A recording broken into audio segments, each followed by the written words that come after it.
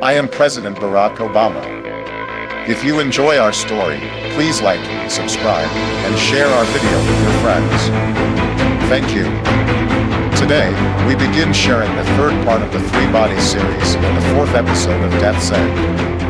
In the 11th year of the Shelter era, Chen Xian, once again awakened from hibernation, found himself in the Shelter world. He was now in Asia 1 space city, located on the far side of Jupiter. Neatly arranged buildings extended as far as the eye could see. Distant surfaces also bore numerous structures, rising and connecting to the opposite side. Chen Xian realized that Asia 1 resembled a large cylinder, spiraling 5 steps alongside Jupiter's premier orbit. Accompanied by Chao Bin, Chen Xian began a 3-day journey through the Shelter world. The present Shelter world consists of more than 60 space cities, each with political status equivalent to a country, positioned to protect the 4 major planets in the solar system. Together, these 4 city clusters formed the Solar System Federation. The first stop on their journey was North America 1, a spherical space city. It used an artificial sun at its center to provide illumination to the city. Chen Xian's spacecraft had to synchronize its rotation with the city for a successful descent. Due to the gravity deviation of the spherical structure, water naturally concentrated at the equator, creating a sparkling belt embellishing the city. Departing from this equatorial sea, Chen Xian arrived at the next space city, Europe 4. This is the wealthiest place in the Shelter world, featuring exquisite villas, each with swimming pools and spacious lawns. White sails dotted the skyline, and yachts sailed gracefully across the waters, attesting to the luxurious lifestyle. In contrast to Europe 4, there was Pacific 1, formerly a residential area and construction warehouse during the Shelter project's construction phase. Due to design flaws, it had been abandoned. Now, it served as a paradise for homeless people and struggling artists. An unspoken agreement was in place to prevent tragic gang conflicts from happening on the outer shell of space cities. All gang clashes could only occur in the city centers. After touring several other unique space cities, Chen Xian reached Lightspeed 2. This was an abandoned dead city due to research on the Dark Domain planet. Here, Chao Bin recounted a love story about a black hole. During Chen Xian's hibernation, humanity had turned Trisolar 13 into a black hole and constructed a space city around it to conduct physical research on gravitational factors. In the research, a researcher named Gao Wei internalized himself in the moment of crossing the black hole, turning into a blue glow like a halo. It was a tribute to the girl he had secretly admired. As the story concluded, Chen Xian arrived at the final destination of the journey, the Star Ring City. Unaware that his arrival would become a turning point in the destiny, the Star Ring City, formerly the Star Ring, had become an independent Lightspeed spaceship research base after years of dedicated efforts by Wei. Now, it stood separate from the Solar System Federation government. To prevent Lightspeed spaceship research, the federal government had already surrounded Star Ring City, and the war was imminent. At this critical moment that would determine human life and death, according to the agreement, Chen Xian was awakened from hibernation. In the laboratory of Star Ring City, Wei demonstrated to Chen Xian through a small curvature drive accelerator that they had mastered the core technology of the curvature engine. As long as they had the experimental environment, mass production of Lightspeed spaceships could be achieved. This was an exhilarating achievement, but federal laws did not permit it. To cope with the impending war, Wei had long prepared for this. Appearing before Chen Xian were members of a special forces team, each with changing body shapes and a fearless attitude. Armed with primitive rifles and carrying double bullets, these antimatter bullets could instantly obliterate all space cities and federal fleets. Warriors carrying such weapons had secretly infiltrated major space cities, waiting for Chen Xian's command to engage in battle. If the failure of the sword holders back then was a choice made by all of humanity, this time, it was entirely Chen Xian's decision. In this moment, the smiling face of that baby reappeared before Chen Xian. The brave warriors in front of him were like a pack of howling wolves. decisively requested that Wei surrender the weapons and give up all resistance. After confirming Chen Xian's decision once again, a flame that had persisted for over 3 centuries extinguished in Wei's eyes.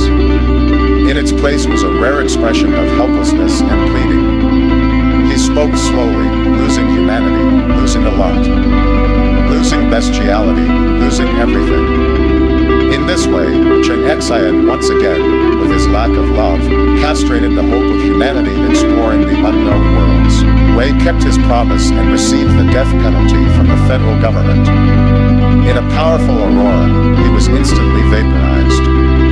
The entire Star Ring city was occupied by the federal forces, and Chen Xian, now regarded as an idol, couldn't conceal the disappointment in his heart.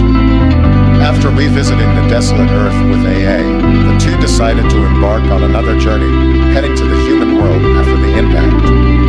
However, no one expected that this time, the impact was somewhat different.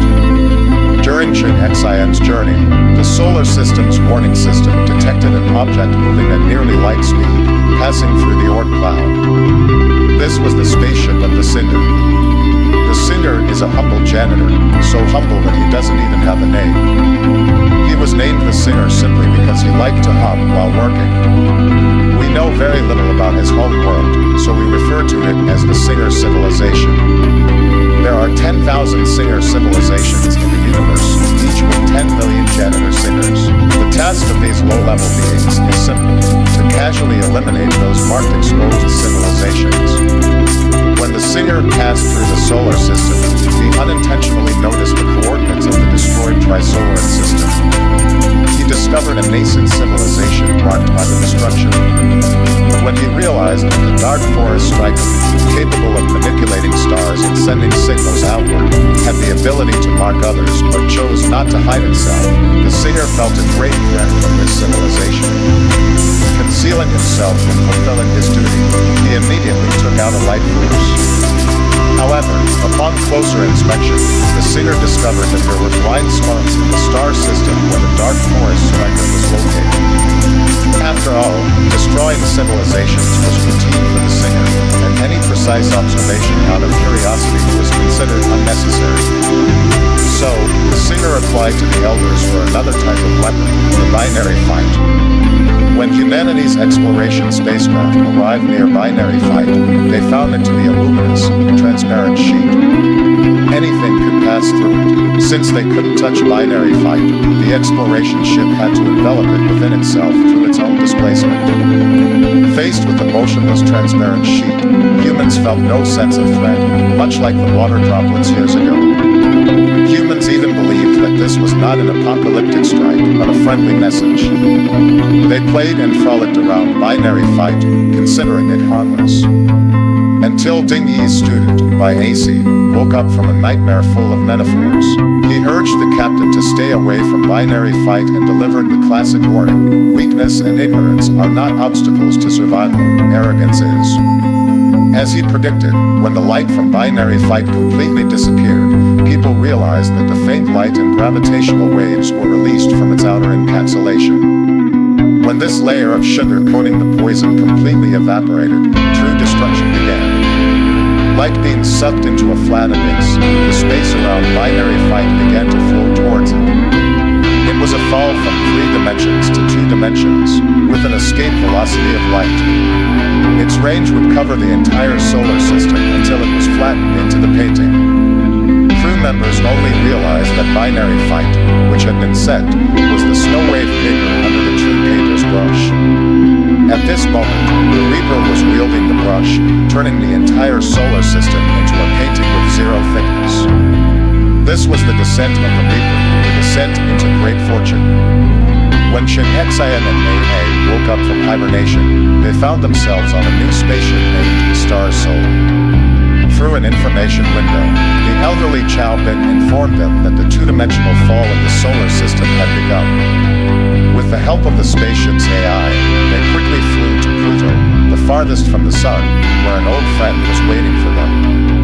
In a giant monument on Pluto, Chen Xian and AA met the aging Luo Ji. To preserve human civilization, Luo Ji organized the construction of a human museum here, calling calling it the human tombstone. Ironically, when they wanted to choose an effective way to preserve information, they found that leaving footprints was harder than creating worlds. At the end of this civilization, they could only do what the ancient Baby Era had done: carve words on stones. Like crossing the river of human civilization's history, Luo Ji walked with the two to the end of a tunnel filled with inscribed words, reaching the hall where human relics were stored. Here, Luo Ji asked them to choose some artifacts as a memorial, including Van Gogh's The Starry Night. Looking at this painting that used countless subtle lines to represent space, Chen Xian couldn't help but marvel. Perhaps Van Gogh had already grasped that the universe is composed of countless vibrating strings. When the three walked out of the deep underground chamber and returned to the starry sky, a two-dimensional giant streamed to be unfolded. In the current sky, Neptune and Saturn had turned into a pair of big eyes suspended on the horizon, overlooking them. These eyes gradually expanded, but their thickness remained zero. Finally, it was Earth's turn. Countless details rushed towards them. The two-dimensional Earth, the fleeing cloud in the midst of assistance, and the flowing text challenged not only the limits of cinematic language, but also the limits of human imagination. The sentences drawn by it froze the birds, solidified human language, and flattened every insect and bacterium in the painting. This was the flattened Mother Earth. It was a dead world, a dead painting. After the crystal also fell into two dimensions, the fall of the sun began. In the center of a blood-red sea of fire, the sun slowly sank into the painting, creating a magnificent snow-red dam. The process of falling lasted for an hour until the sun completely sank. Meanwhile, Venus and Mars were also embedded in the painting. With the falling snowflakes on Pluto, the two-dimensional claws had already swallowed the largest Jupiter and were reaching towards Pluto. At this moment, Logic commanded the two to quickly board Star Soul and escape. He chose to stay behind. As Star Soul's tail swept past, Chen Xian and Liang looked back at the solar system. The scene before their eyes was incredibly shocking. It was indeed a painting called The Starry Sky. When Chen Xian, who felt her time was running out, wanted to scatter the onboard artifacts into space, Logic contacted them through the information window and leaked astonishing news about Star Soul. Star Soul possessed the world's only set of curvature drive engines. It was a lightspeed spaceship. Chen Xian finally learned that all these achievements were entirely due to the lingering will of V. After V's death in the 3-Win-5 Link game on Mercury, in the large crater caused by the explosion of the Radia bomb, in a secret base built according to V's wishes, the production of the curvature engine was successful. After hearing all this, Chen Xian wanted to return to Pluto to meet Logic, but he decisively refused. This man who defended Earth for more than 3 centuries dedicated the last embers of his life to the remnants of human civilization. From a wall-facing person to a person who sees directly, he lost his family and gave up his life. From a person who sees directly to a guardian of the tomb, he chose to end his life in this way. This was the choice of a savior. With Logic's command, Star Soul activated the curvature engine. Amid the screams coming from other fleeing ships, Star Soul gradually entered light speed. The scenes outside the windows turned into overlapping images. In the trajectory of Star Soul, space-time was twisted, slowing down the speed of light. This region formed by the violation of the rules was called the Dark Zone. Chen Xian only realized that if enough curvature ships were produced initially, the entire solar system could be enveloped in a dark zone. This was the Universal Security Declaration, meaning that whether exploring the depths of space or enjoying the beauty of Earth, humans can each find their place. This was originally humanity's only way out, but its indiscriminate philanthropy pushed the world into the abyss. It must be said that Our Lady of Light was fortunate. In her life, she encountered many true men, from Yu Tianming to Wei to the current Logic. They cherished her as they cherished their loved ones, defended her as they defended their mothers, and selflessly gave their lives to protect Chen Xian, who represented humanity. Finally, with the disappearance of the Logic screen, a two-dimensional painting titled Solar System star rain, the two girls who were outside the painting were flying towards a star. It was another promise, their star. There, another man was waiting for them, and there, a darker cosmic truth waiting for them, darker than the dark forest, and farther than the distant heavenly days, birth of the universe. Well, that's the end of today's story, the fourth episode of Dead Set. The three-body customer also quickly reached his conclusion. I am President Obama of the United States. If you enjoyed our story, please like, subscribe, and share our video with your friends. Thank you. We will continue to share a wonderful story with you every day. See you tomorrow.